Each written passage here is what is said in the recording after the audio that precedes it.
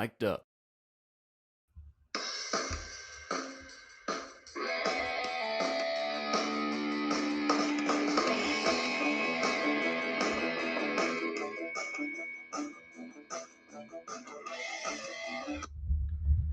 Well, ladies and gentlemen, boys and girls, we have a special show today, the kind that you would put on a little school bus, quite frankly.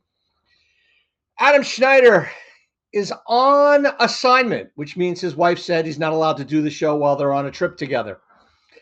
That leaves you stuck with just me, Michael Miller, on this edition of Yankees Coast to Coast. What the hell is going on with the world? This could be our last show since God knows how many people I'll scare away. We'll make it a relatively quick one, at least I hope so, although we're looking to have a lot of input from people in various ways. We've got a lot of people going on, a lot of comments coming in from old friends and some new ones. Just so you know, anybody who's listening, all one or two of you, you can use the microphone at the bottom of the page on the app. Leave us a 30-second message on any of our topics for today, and maybe I'll play it, maybe I won't. Feel free to comment on the lonely guy, not Steve Martin, but me, doing the show by himself. No cough button either. So today we've got two topics I wanted to talk about. One is the All-Star Game. It sucks. It used to not suck. Is there any way for the Major League Baseball All-Star Game to get better? It used to be, and it still is actually, the best All-Star Game of any of the four major American sports. Basketball is just horrendous, has been for years because the word defense doesn't exist. Football doesn't even play a game, and when they used to play a game, it was crap. And hockey, it's a nice showcase for skills, but it's still 3-on-3 games and a skills tournament. Baseball at least has some semblance to baseball because there are pitchers, there are hitters, there is base running, and there are umpires. But the game itself has lost all of its luster. So I wanted to start off before I give you my comments on it with a couple of facts with regard to the Baseball All-Star Game. There's been 93 games since 1933. The AL is 144, the NL 42, and there's been two ties. The first game was at Comiskey Park in 1933, and it was part of the World's Fair. It was not originally designed as a showcase to be repeated year after year, but it was at the World's Fair, and then the owners realized, hey, we could do that. So there was two All-Star games from 1959 to 1962, and there have been two 15-inning games in 1967 and 2008. And for some strange reason, the results in the All-Star game are extremely streaky. From 1933, the first All-Star game, to 1949, the American League won 12 of the first 16. Then from 1950 to 1987, the National League went 33, 8, and 1, including a 20 and 1 streak from 1963 to 1982. But then, and they also won 11 in a row from 1972 to 1982. But since 1988, the AL has been 27 wins, 7 losses, and 1 tie. And from 1997 to 2009, the AL won 12, and they tied 1 in 13 straight games. So what do we think about the All-Star Game? Quite frankly, it ain't what it used to be. The only thing it has in common with baseball is what they would say in Bull Durham. You hit the ball, you catch the ball, you throw the ball. It's still a pitcher, it's still a hitter. But what the hell happened? Well, I'll tell you what I think happened. It went from being must-watch TV, and then somewhere in the early 2000s, maybe even the late 1990s, it seemed to get progressively worse. It reached rock bottom in that 2008 15-inning tie when they ran out of players and pitchers. It used to be that people and family and friends would get together and watch the All-Star Game, the Summer Classic, or the Midsummer Classic. Everybody would watch. It was tons of fun. Even when I was at sleepaway camp, let me tell you, we didn't have TVs. Well, there was one night we were allowed to watch TV all together as a camp, and that was to watch the Major League Baseball All-Star team and the All-Star Game. So I don't know what happened, but I've got some comments in here. So I wanted to start off with a friend of mine who I went to camp with, old friend of the show, Todd Goober. His comments on the All-Star Game is he refused to watch. It's no longer a baseball game, it's a glorified carnival. And the costumes, he means the uniforms, are straight out of Babe Ruth, Joe DiMaggio, Negro League barnstorming days. He loved and he wants everybody to remember when your guys wore their own uniforms, you could cheer for your team within the team. Not anymore. Even with a game-winning home run and Duran winning the MVP, didn't do him any good. The best part of the whole weekend was the crash and burn of the anthem by Ingrid before the Derby. The entire event was unwatchable. I would have to agree, and we won't even talk about the home run derby and its iterations because, quite frankly, it's also fallen on hard times. They're trying to do things to it, just like the NBA tries to do different things with the slam dunk contest, but it's just not. It's just not what it used to be. There's been some great moments in All-Star games. Let me give you a few. Ready? Depending on how old you are, you know some of these things. 2001, Cal Ripken's last All-Star game. It was in Seattle. He was voted as the third baseman, but Alex Rodriguez moved over to third base from shortstop so that Cal Ripken could play shortstop in his last All-Star game. And the first pitch that Ripken saw, he hit for a home run in that game. 79, also in Seattle, one of my favorite All-Star games because I love Dave Parker. He threw out two runners in back-to-back innings in the 8th and 9th innings. Perfect throws. First, he threw out Jim Rice at third base. In the 7th inning. And then in the 8th inning, to keep the game tied, he threw Brian Downing out at home. Both of these throws were insane throws from relatively, if not deep, right field, especially in the case of the throw for Downing. Kept the score tied, and then the National League did go on to win when Lee Mazzilli hit a home run in the 8th and then got a bases-loaded walk to win the game in the 9th. 1971, Tiger Stadium, Reggie Jackson almost hits one out of the stadium. I'd be showing a lot of these things, but the copyrights on them, I couldn't acquire the rights to show any of these things, and I didn't want the show to get booted. And then one of the most infamous moments in all of sports history, if not definitely All-Star history, 1970 in Cincinnati, poor Ray Fosse got steamrolled by Pete Rose on a play at the plate. And it wasn't just like a collision. He literally steamrolled him, lowered the shoulder, lowered the boom. Fosse got hurt, fractured his shoulder, separated his shoulder. And the man went from being an all-star and an excellent hitter to becoming a good receiver for the rest of his career. His career was not the same from that moment forward. You also have 1999 in Fenway Park. There, even when they start celebrating some of the old-time All-Stars, there's nothing like what happened with Ted Williams at Fenway in 1999. And then in that game, Pedro Martinez, to start the game, strikes out the first four hitters: Barry Larkin, Larry Walker, Sammy Sosa, and Mark McGwire. Now, a couple of steroid fiends in there, but that was quite the accomplishment in that game. So I wanted to hear what some of you had to say about the All-Star Game, and I got a lot of comments in, and I really appreciate it. I'm going to start with our man, Rob Weber, from the Highlights from Lowlife show, which is broadcast at 7 p.m. Pacific every Wednesday here on the Mic'd Up app. So let's see what he has to say.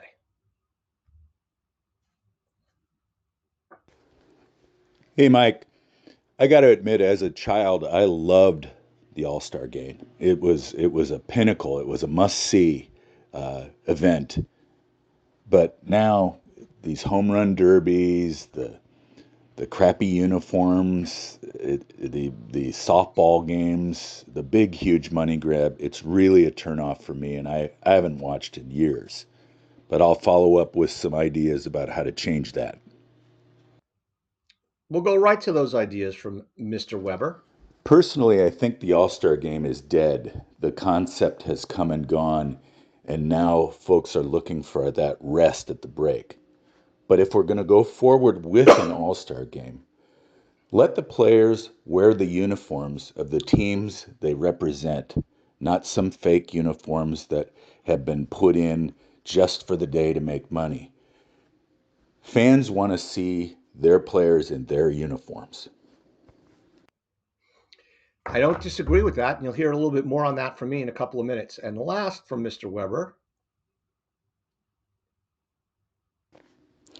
Injuries are such a big part of the game, and I know a lot of players are fearful that if they get hurt in that game, they're going to hurt their team, and their teams feel the same way. What can be done to make sure that injuries aren't such a huge focus? Perhaps you move the All Star game to right after the end of the season and before the playoffs. Any players in the playoffs don't play. Well, I'm going to comment on that one right now. Moving the All Star game to the end of the season isn't going to work. I think that the All Star game, without the players that are in the playoffs, you're going to lose some of the best players. Probably the best pitchers for sure, because those are the teams that make the playoffs. Probably some of the best players. I mean, if you think about what went on in the World Series last year, just from the Texas Rangers, you're going to lose Seager, you're going to lose Simeon, you're going to lose lots of players. Um, they had guys like Scherzer last year that were on their roster to get to the World Series. So you're not going to have the players that you want to have in the World Series.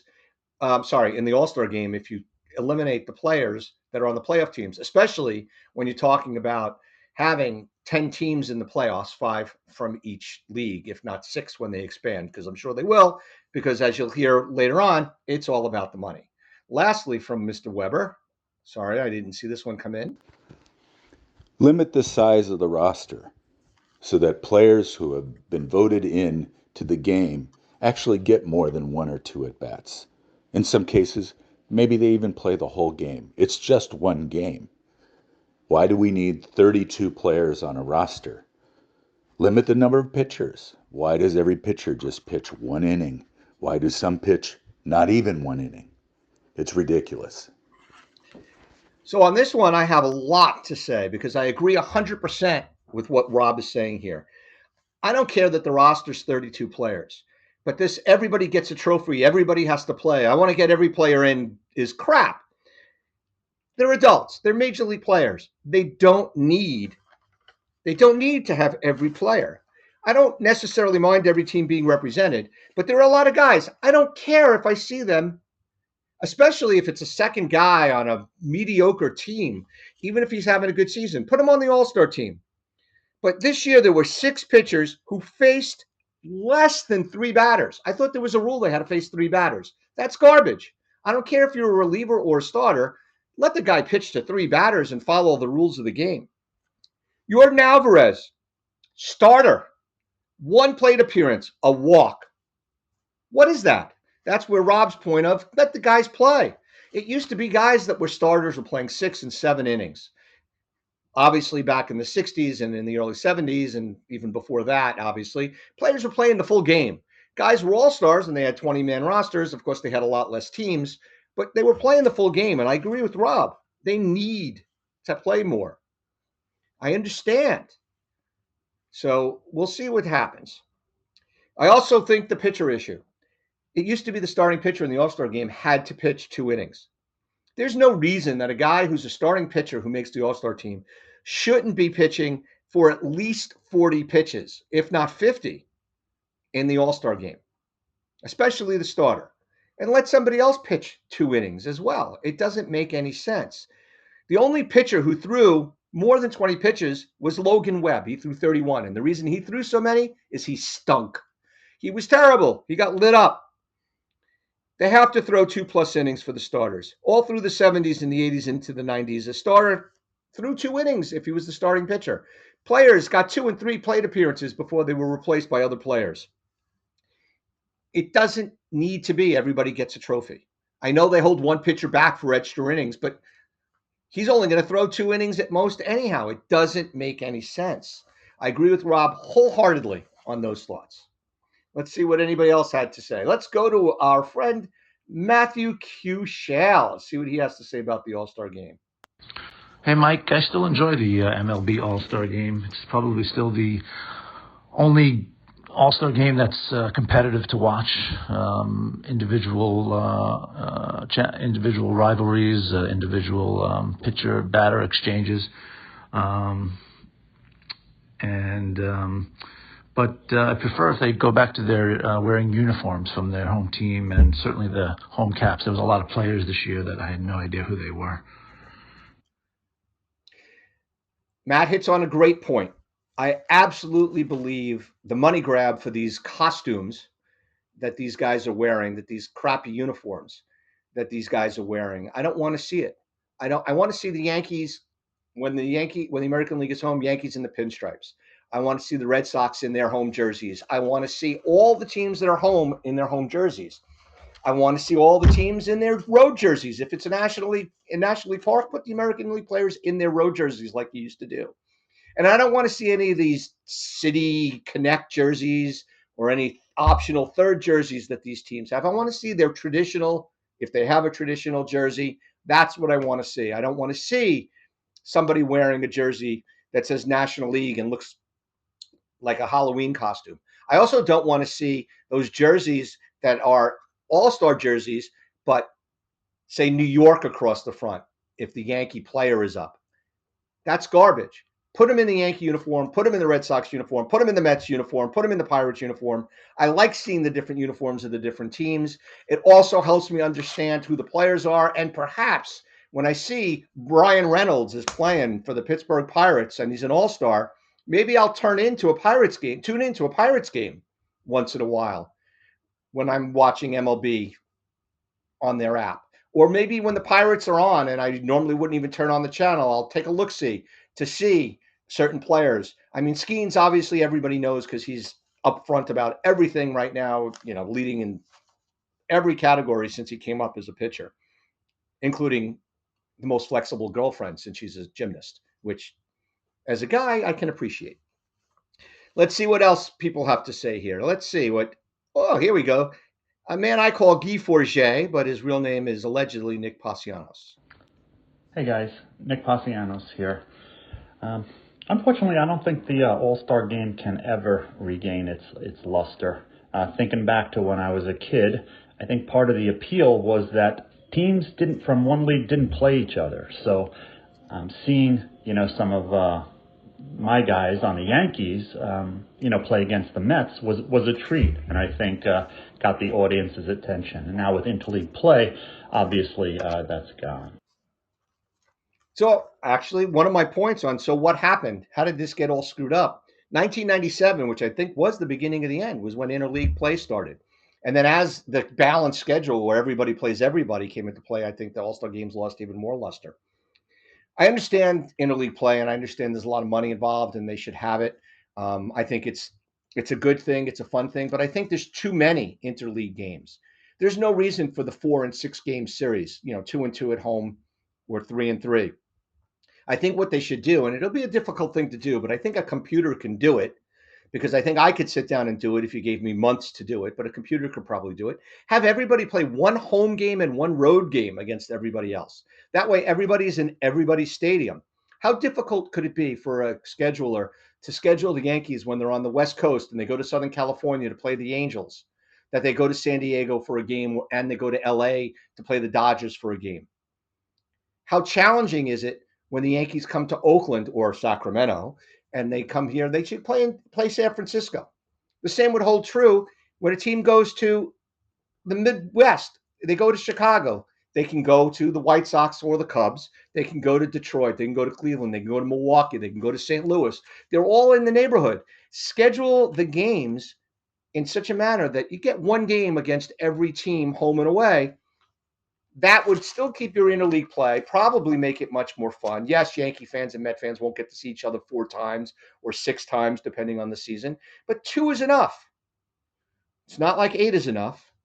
Besides, everybody from that cast is pretty much dead, but 2 is enough. So you reduce the number of interleague play games, and that way everybody has an interest in it. The uniform thing, I totally agree. Let's see what else everybody else has to say here. Let's see. We've got another Pasianos here, I believe. Hey guys, Thomas Fascianos here. I think if the MLB All-Star Game wants any shot at gaining back its luster from the old days, the plan forward would be to develop some sort of rivalry and between players and put them as captains of the AL and NL. And I think that fans would love to tune in just to see the drama that unfolds when there actually is a deep-rooted hatred between players. I think that's an interesting idea. I don't know which players have a deep-rooted hatred. Being that I see so many teams come through Oakland these days, and what goes on pregame before the fans get into the stadium, and also during batting practice when the fans might be in the stadium.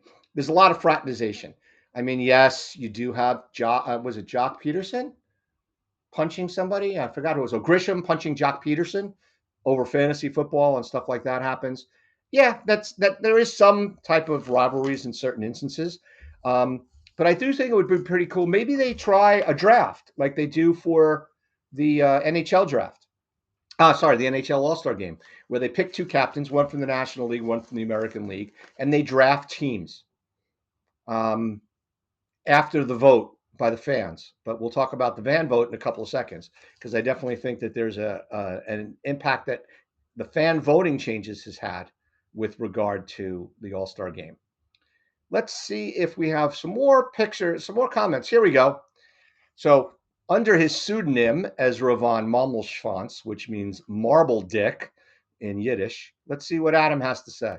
Ezra von Mermelschwanz. I'm not really a fan of the All-Star Game anymore. I used to love it when they'd all come out in their home uniforms or their road uniforms at different ballparks. Just looked great.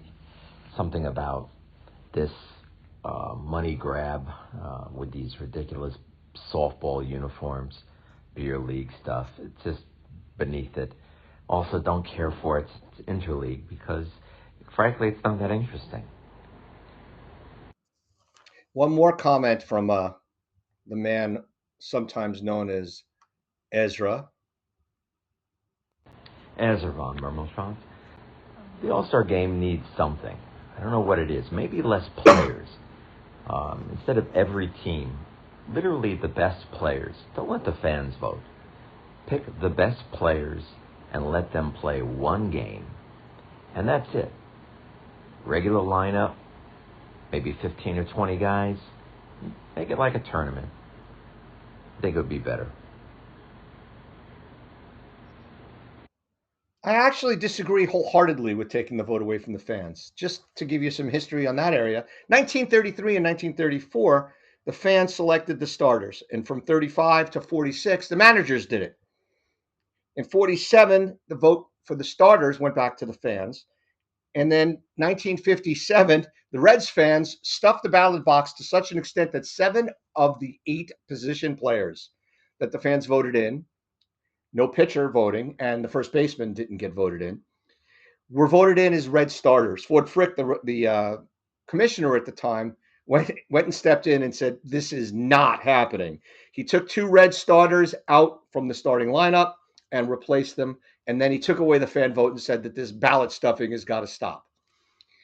Immediately following taking the vote away from the fans in 57, popularity of the All-Star Game shrank. Now, part of it was that they had 2 All-Star games, and that took some of the shine off of it. But they also took away the fan vote. 1970, the fan voting for the starters returned. Do you remember the little punch cards and the hanging chads?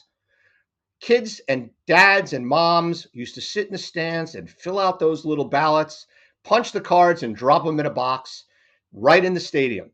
Sometimes, if it was sponsored by Gillette, let's say, you'd go out to the grocery store or to the pharmacy or the drugstore, and you'd be able to get a ballot there, and you'd be able to fill it in, and you'd be able to drop it in the box there.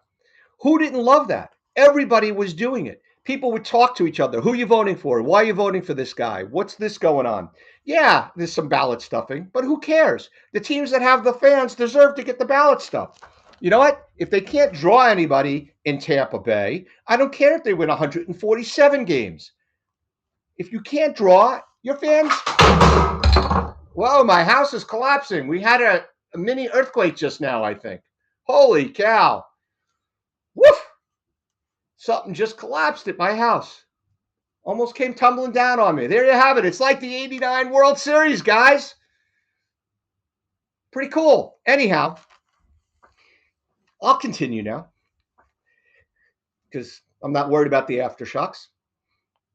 The fan voting is important. I think it creates a great atmosphere. I do not like all of the internet voting. If you want to have last man on the roster voting only on the internet, that's fine. That's what they used to do and have the last man voting on the internet.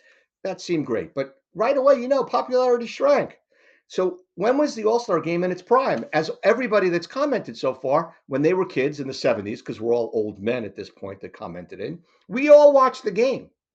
We all loved the game. It was must-watch TV. It was great.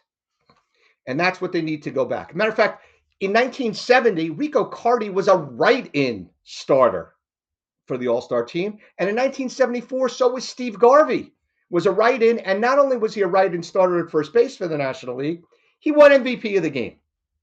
So the fans had a big say. I don't know why Steve Garvey wasn't on the ballot in 1974. It's not like 1973, he didn't exist. And it wasn't like he was ever a bad player, but we'll see. From 2002 through 2018, online voting was for only the last roster spot. That was pretty cool. But now everything is online. Maybe I'm not as much of a tree hugger as you guys are, but those paper ballots are worth a damn to me. I thought they were fun. They were great to fill out. They should go back to that and get rid of the internet voting.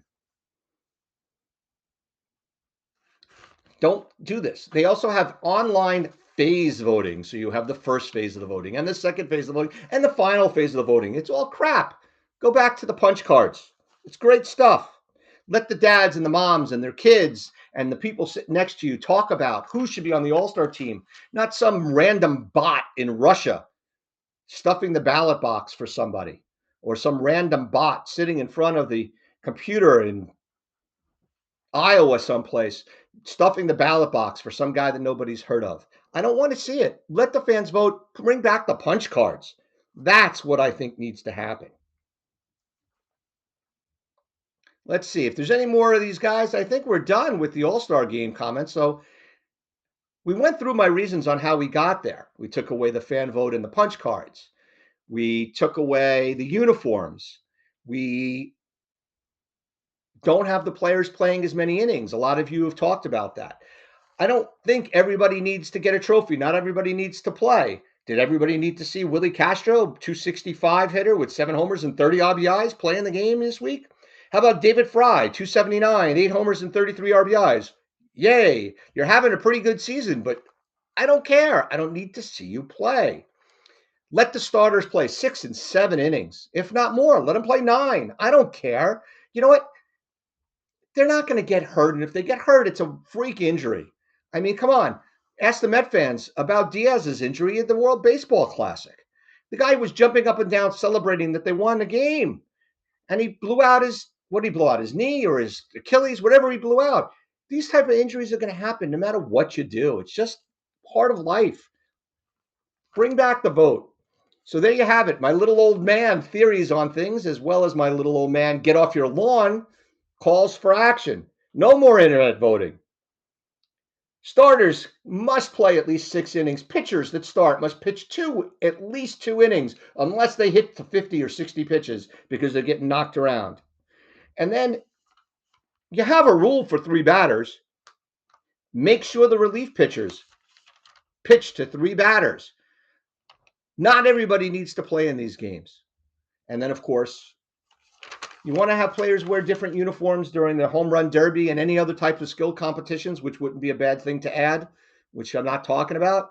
Make the players wear their regular uniforms, home or away, depending on where the game is being played. It doesn't need to be impacting home field advantage. It doesn't mean something when one team wins over another because, Brian Reynolds on the Pittsburgh Pirates hitting a game-winning home run or not hitting a game-winning home run shouldn't decide who 2 other teams should be playing where with regard to the World Series and home field advantage. Try and build the interest back. I guarantee you some of that nostalgia will absolutely bring back some fan interest. So ultimately, though, most of the things that we've all talked about, that you've chimed in with and that I've talked about, are not going to happen. Why aren't they going to happen? For the same reason that most things change and don't go back to the way they were. The dollar. And baseball is not going to get a ridiculous baseball contract for TV like the NBA just did. That was insane. But we'll see what happens. So let me go quickly now, before I go quickly to the Yankee topic of the day, and talk to you a little bit about what's going on the Mic'd Up app. We've had some pretty cool stuff going on in the app these days. What we need to know is that Rick Barry returned to the app. Him and his friend Cyrus were talking about the Golden State Warriors and why they've been so quiet with regard to what's going on in Warrior Land during the offseason, as well as Rick Barry's pickleball career. I just started playing pickleball, and let me tell you, it's like playing slow pitch softball.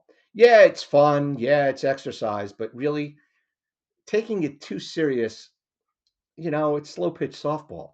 Anybody can get a base hit anytime they want, at least if they have any type of skill set. Highlights from lowlifes. Rob Weber, Rob Lanterman, Jeff Jones, J.C. Penney, several others come online and talk about the crossroads between sports and pop culture every Wednesday. Hall of Fame Connections has a show this week. John Rieger and Barry Smith are going to talk about various things.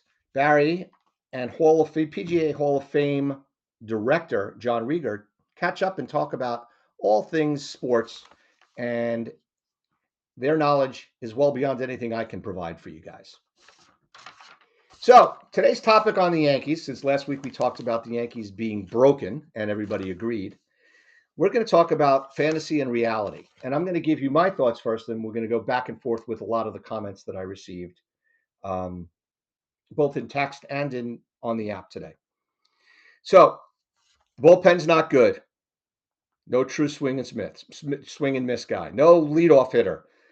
The only true on Major League my first language is gibberish, as you can tell. I speak it very well. The only true Major League Baseball average hitters or better on the entire roster are Judge and Soto. They're the only ones with an on-base percentage above 310. They're the only ones with an on-base percentage above, they're above 400, but they're the only ones with an on-base percentage above an OPS above a normal 400 number. The Yankees are fifth in OPS plus in all of baseball, but that's only because of two guys. Only the Giants have less stolen bases than the Yankees. The Yankees have 38. It's ridiculous. Ridiculous. No team has tried fewer stolen bases than the Toronto Blue Jays. The Yankees have the second fewest attempts. The team batting average for the Yankees, 247. Major League average is 243. Reality is the Yankees only have two guys hitting over the Major League average. Maybe three if you count Wells at 245 and Stanton is at 246. But that's it. Only Judge and Soto are above the Major League average as far as Yankee hitters go. The realities are there are 20 teams in the playoff hunt. The sellers are going to have a field day. It's going to be tough for any team to make improvements. Prices are going to be really high. The only teams that are sellers that are out there because they're out of it are the A's, the Rockies, the Angels, the White Sox, and the Nationals. But the Rockies never make deals. They just don't. It just doesn't happen. Nobody knows exactly why, but the Rockies don't make big trades. Cashman going nowhere. Boone going nowhere. Torres going nowhere.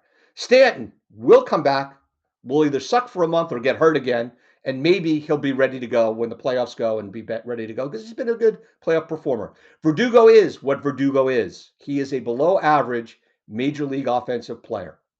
Rizzo may or may not come back, but if he does come back, what are you going to get?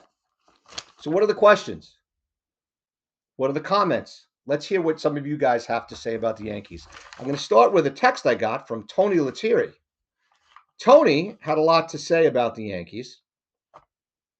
What he had to say is realistic versus fantasy hopes for the Yankees. His fantasy is that the hitting and the pitching mirror April and May and possibly the beginning of June. That the starters are able to shut down teams from allowing early runs, and that the offense could take the lead, in contrast with what's been going on since mid-June, and especially with people like Rodon. The team was always down after 3 innings recently. The relief pitching was stellar early in the season. The hitting from April to mid-June was situational, situational, and situational. It was going well. Also, other than Judge and Stoto, people have to hit. Realistically, he says they'll play 530 baseball for the second half of the season, which is still better than 22, where they were really a 500 team. But his concern is, and it's a realistic concern, is that this is 2022 all over again, and it'll be an early playoff loss for the Yankees. Well, if you remember a couple of months ago, Adam and I were talking about the parallels between 2024 and 2022. Quite frankly, the team drop-off in 2022 occurred with Judge's injury. This year, they have Judge and Soto hitting, and the team still dropped off, which is a little bit more disconcerting because they have two guys in the lineup that are playing well. The pitching has been a big problem.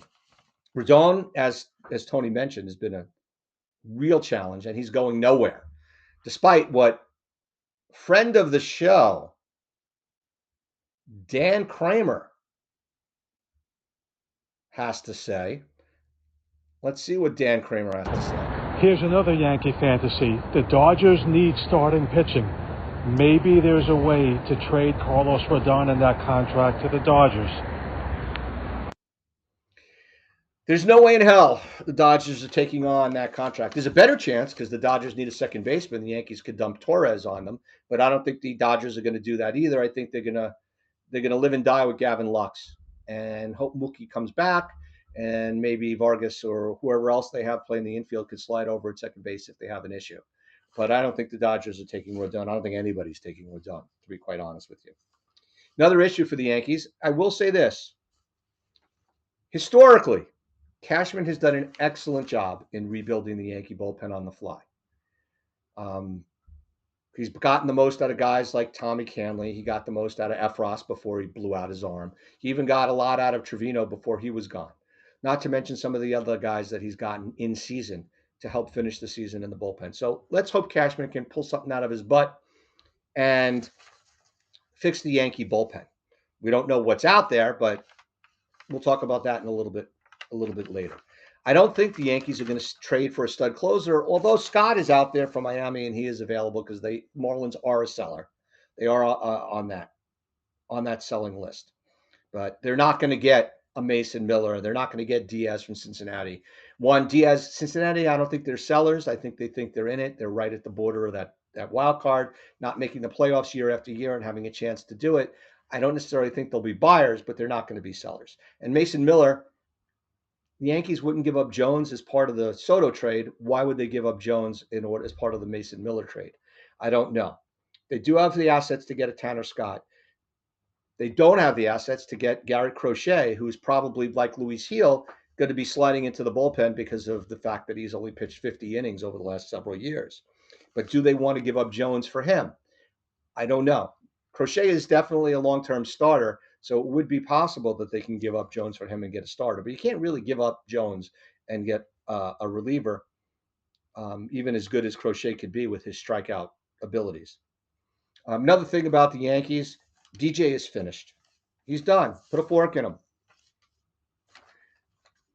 He needs to be replaced. What can the Yankees do? Let's see what Kramer has to say. Kramer. This one might actually be a Yankee reality. They should speak to the Angels not only about Estevez, but make a package deal for Estevez and Rengifo. Well, Rengifo, I think, is reachable by the Yankees, and I think the fact that he signed through next season or controllable through next season, as we said last week, Adam and I, is a good pick for them. He could play some third base this year and then slide over to second base because, please, Yankees, do not offer Torres any type of contract. Do not make a qualifying offer. Let the guy walk. You blew it with him 2 years ago, or even in the middle of the season last year, where you should have seen the writing on the wall. The guy is just not athletic anymore. I don't understand how the guy went. I mean, look at his body from when he literally his physical body from when he came up to now. He's so much thicker and slower, and his baseball IQ has not improved. Here's what Kramer thinks they should do with the bullpen. K-Dog here, other Yankee fantasy and or reality. The Yankees need to put Holmes back in the setup role and obtain a closer. Mason Miller's going to cost too much, but perhaps there's another closer out there that's worthy. Carlos Estevez is not perfect, but he's a rental and won't cost much. Just an idea. And then Estevez is obviously the one he referenced before when he was talking about Rendifo. Let's see if anybody else has anything. Here we go. Here's Ezra again. Ezra back with some ideas. Would love to see Glaber go, but he won't. He'll just leave for nothing and hit 40 home runs next year from Milwaukee Brewers or somebody. Would love to see Holmes go for a bag of balls or an old box of Kramer's jock straps, but it's not going to happen either. Jazz Chisholm, nice guy at the leadoff spot, and of course Tanner Scott, great deal. And one more from Ezra, part 2. Ezra von Mermelschwanz, part 2. Yankees need a new closer. They do not need Clay Holmes, at best an 8th inning man. He's a ground ball guy. He has no swing and miss, or limited. He's got a propensity to throw ground balls for a weak infield that is not good. And his ability to give up odd spray hits at the worst possible times doesn't help. Well, I will say this. I don't like Holmes in the closer role, but there's not many closers that are out there. But he is not a swing and miss guy, and their defense on the infield with Glaber there is not good. I do think DJ and Corvera do a good job on defense, and Rice is fine. He's learning the position, and Volpe, as much as he struggled offensively and did screw up the game against Baltimore before the break, I do think he is a very high quality defensive player, better than he was last year when he won the Gold Glove. And then one idea from Kramer that I think is probably not good. Another idea. While Whit Merrifield's best days are definitely behind him, I don't think picking him up would be the worst idea because it's minimum cost. He can play second base, and it gives the Yanks a different look and possibly would allow them to trade Torres if there's a taker. Merrifield, sadly, would also be the best option at leadoff that the Yankees would have. Well, Merrifield's fallen off 2 cliffs in his career. He fell off a cliff before last season, and he had a below average season for him last year. I believe he was in Toronto, and then this year he's just released by the Phillies after getting a decent contract, even though it was a 1-year deal. I'm not a fan of the Merrifield option. I'd much rather see a guy like Peraza come up and get an opportunity. I mean, even though he's hitting in the low 200s, his on base percentage is still 333, and Yanks need a guy to get on base, and Peraza is going to play killer defense, whether it be at third base or second base. And again, like I said, it is not reality to think that Glaber is going to be gone at any point during this season. And one last thing, I think, we'll get 2 more from Kramer. He just keeps chiming in. This might as well be a co-host today, Kramer. K-Dog here, Yankee Fantasy. Finding a way to trade for Tariq Skubal, finding a way to trade for Ryan McMahon, finding a true leadoff hitter, trading Glaber Torres somewhere. Reality, obtaining a reliever or 2, obtaining a Band-Aid hitter like Yoan Moncada. Other reality, maybe John Birdie replaces G.J. LeMahieu at third base, and he could possibly lead off. All right, well, I'm going to shoot down almost every one of those ideas, Kramer. Sorry. John Birdie is not a major league everyday player, much less an everyday leadoff hitter. His on-base percentage is in the low 300s, which makes him fit in nicely in the Yankee batting order, but it doesn't solve any problems. So that's crap. Skubal would be nice, but I don't think the Yankees have the assets to get him, nor do I think Detroit is going to trade him because they're right near 500 for the first time in God knows how long. And, you never know. Maybe they get a little bit hot and they can sniff the playoffs. But I don't think Detroit's ready to give up a guy that they've got a couple of more years of control. As to Ryan McMahon, the Rockies don't just trade anybody. So they don't trade anybody, so that's it. And McMahon allegedly went to management and said, "Are you trading me?" And they said, "No." And he said, "Good, because he doesn't want to go anywhere." Not to mention the fact he's in Colorado. How much of his offense is really Colorado bound? This year he's been a little bit better on the road, but for overwhelming majority of his career, he's been a I hit it home in Colorado type of hitter, and that's not the type of guy the Yankees want. I just don't think he fits in any way, shape, or form if he's going to be that type of guy. And he's very expensive, and it's too much of a risk to take with regard to that. I do think his realities of finding a leadoff hitter or possibly getting relief pitching is more likely to happen. And as we talked about last week a little bit, and I'll run through some of the cast of characters. I don't think Anthony Volpe is the answer at this point. What is Volpe is really more of a question than anything else. Is he the guy that he was last season? Which right now his stats mirror last season, and they're only slightly better because he had such a great start to this season. But since the beginning of June, I think he is of qualified hitters. He's hitting 171, and he is the lowest batting average of any qualified hitter. He also, much to I think his credit, leads the major league in innings on defense, and I think he's done an outstanding job, much better than last year, where I thought he was a good defender last year. He made the routine plays. I still don't think he has the strong enough arm to be the everyday shortstop forever, but offensively, he's a challenge. I don't understand how the guy went from being so good so early in the season to so bad. He seems to have taken the Gleyber Torres, I'll swing with my left hip in the third base dugout mentality. It doesn't seem to work. I don't know why. The other answer, and it's a scary answer as well, is Jason Dominguez as the leadoff hitter. Now, what's most scary about Dominguez is his injuries mirror those of Aaron Hicks, right? He's got Tommy John surgery, and he's had stomach muscle issues, and that's kind of scary. But I would say if I'm the Yankees, the best option and the quickest one would be get him back in the lineup, which should be pretty soon.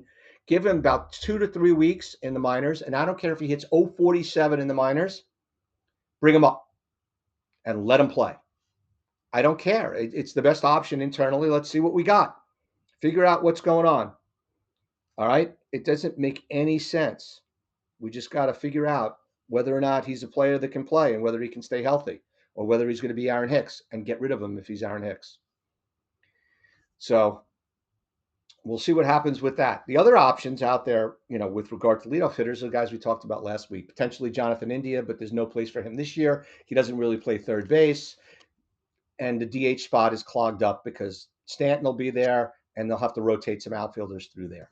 But he is also signed for a couple of seasons. A rental would be a guy like Jesse Winkler, who is not really a high batting average guy and is really a high K rate guy, but his on base percentage is outstanding. And maybe sitting in front of Soto and Judge, that could be something that could go on for them. In the bullpen, internally, is Efros going to come back? I mean, he's had 5 or 6 now opportunities to get back in shape in the minors. Clayton Beeter seems to be out for the season. That's not good. Could a guy like Will Warren, who's got a high strikeout rate in the minors and is not really having a good year as a starter, could he come up and fill in as a multi-inning guy so that Weaver can be a true setup man and be a one-inning setup man and pitch more often than he does? I don't know. There's Jack Neely at Double-A. He's a potential guy. He's got 51 strikeouts in 31 innings. Or is he a trade prospect? He's 24 years old. Kevin Stevens is 26 and he's at Double-A. He's got 45 strikeouts in 31 innings. He's 26. Either bring him up or ship him out. We have no idea what they got down there. Ideally, the Rangers would go into sell mode and the Reds would go into sell mode. That would bring 2 pitchers that I think could make it in New York.